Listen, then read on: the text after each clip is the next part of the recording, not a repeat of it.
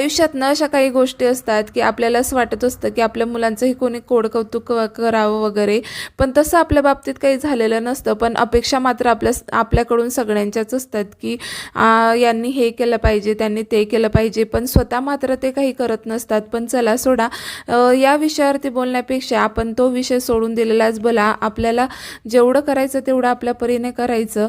आणि बघा, मी हे कवट्याच्या ज्या गोळ्या आहे ना त्या बनवल्या होत्या, तर मुलांनी कधीच ह्या अशा गायब केल्या ना त्या मला कळालंच नाही. आणि 4 दिवस लागले होते, कारण सध्या आभाळ चालू होतं ना, तर वाढण्यासाठी खूप वेळ लागला.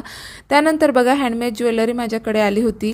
आणि हा टोप देखील, हा टोप आहे ना इतका आवडला ना मला, इतका मस्त आहे मैत्रिणींनो. 5 वर्ष तरी तुमच्या मुलांना आरामात टिकणार आहे. जर तुम्हाला घ्यायचं असेल ना, तर मी इथं कॉन्टॅक्ट नंबर देते आहे.